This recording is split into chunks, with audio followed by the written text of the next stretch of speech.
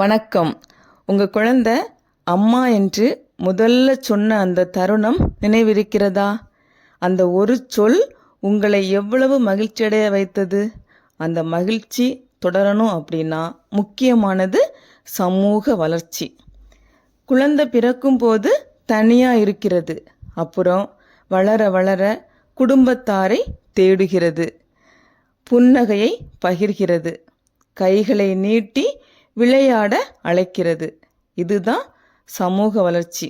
அப்படி என்றால் சமூக வளர்ச்சி தேவையா? சற்று சிந்தியுங்கள். நிச்சயம் தேவையான ஒன்று. சமூக வளர்ச்சி இல்லைன்னா குழந்தை ஸ்கூலுக்கே போக முடியாது. இப்போ சொல்லுங்க, தேவையா? இந்த வீடியோ உங்களுக்கு புதிதாக இருந்தால் சப்ஸ்கிரைப் பண்ணிக்கோங்க. ஏதாவது சந்தேகம் இருந்தால் தொடர்பு கொள்ளலாம். ஒரு சின்ன குழந்தை அமல். அவனுக்கு 2 வயசு. ஒரு நாள் வீட்டுக்கு விருந்தினர் வந்தார்கள். முதல்ல அமல் மறைந்து நின்றான். அப்புறம் மெதுவாக வந்து அம்மா கையை பிடிச்சிட்டான். விருந்தினர் சிரித்து காட்டியதும் அவனும் லேசாக சிரிச்சிட்டான். அந்த சின்ன சிரிப்பு தான் சமூக வளர்ச்சியின் முதல் படி. பின்னர் குழந்தைகளுடன் விளையாட கற்றுக்கொண்டான். முதலில் விளையாட்டு பொருட்களை யாருக்கும் கொடுக்காமல் பிடித்து கொண்டிருந்தான். ஆனால் அப்பா சொல்லி கொடுத்தாங்க, அமல், நீ கொஞ்சம் காரை கொடு, அப்புறம் திரும்ப எடுத்துக்கலாம் நீ. அந்த நேரத்திலிருந்து தான் அமல் பகிர்ந்து கொள்வதை கற்றுக்கொண்டான்.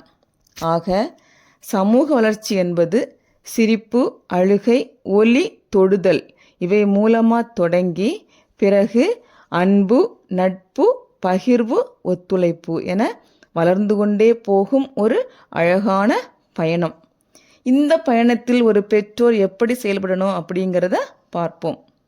ஃபர்ஸ்ட், வலுக்கட்டாயம் செய்யக்கூடாது. குழந்தை விருந்தர்களை பார்த்து அழுதால் அல்லது வெட்கப்பட்டால் வற்புறுத்த வேண்டாம். மெதுவாக, இவங்க தான் உன்னோட மாமா, இவங்க தான் அத்தை அப்படின்னு ஊக்கப்படுத்தணும். செகண்ட், ரோல் மாடலாக இருக்கணும். குழந்தைகள் எதையுமே காப்பி செய்யக்கூடிய இயல்புடையவர்கள் தான். நீங்கள் மற்றவர்களிடம் வணக்கம், நன்றி, மன்னிக்கவும் இந்த வார்த்தைகளை சொல்லும்போது குழந்தையும் அதை பின்பற்றும். தேர்ட், பகிர்ந்து கொள்ள கற்றுக் கொடுக்கணும். உடனே கட்டாயப்படுத்தக்கூடாது. அன்பான விதத்தில், இது உன்னோட பொம்மை தான், ஆனால் கொஞ்ச நேரம் உன்னோட ஃப்ரெண்ட் விளையாடட்டும், அப்புறம் நீ எடுத்துக்கலாம், சரியா அப்படின்னு சொல்லி கொடுக்கணும். ஃபோர்த், சின்ன குழுவில் விளையாட வைக்கணும். ஒரு பார்க்காக இருக்கட்டும், குடும்ப சந்திப்பாக இருக்கட்டும், கோயில், இவையெல்லாம் சமூக வளர்ச்சிக்கு இயற்கையான வாய்ப்பு கிடைக்கக்கூடிய இடம். அதனால் திரும்ப திரும்ப நாம் வாய்ப்பு கொடுக்கணும். இதன் மூலம்தான் குழந்தைக்கு நம்பிக்கை, தைரியம், ஒத்துழைப்பு எல்லாமே வளரும். ஃபிஃப்த், நேரத்தை கொடுங்கள். தினமும் குறைந்தது 30 நிமிடங்களாவது குழந்தையுடன் முழுமையாக இருங்கள். அன்பான, பாசமான பேச்சை பேசுங்கள், அதுவும் மொபைல் இல்லாமல். இப்போ சொல்லுங்க, இது அவசியமா?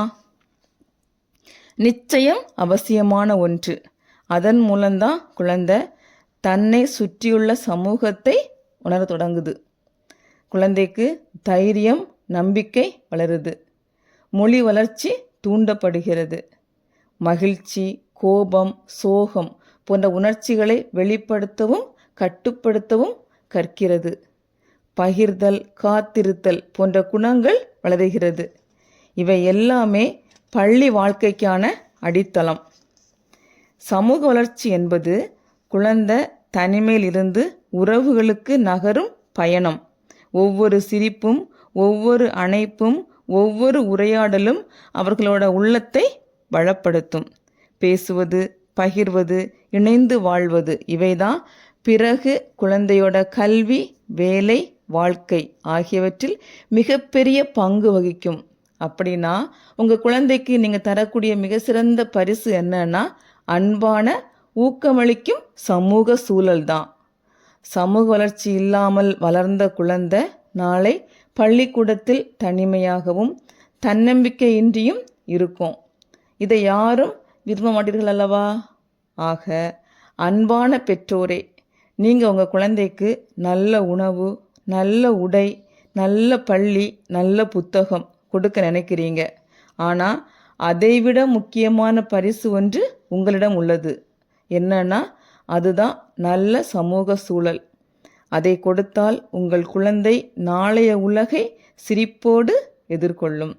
இந்த வீடியோ உங்களுக்கு பிடிச்சிருந்துச்சு அப்படின்னா இந்த பயணத்தில் தொடர சப்ஸ்கிரைப் பண்ணிக்கோங்க, பெல் ஐக்கானை அழுத்துங்க. பயனுள்ள வீடியோ உங்களுக்காக காத்திருக்கிறது. இன்னும் பயனுள்ள தகவலுடன் சந்திப்போம். நன்றி.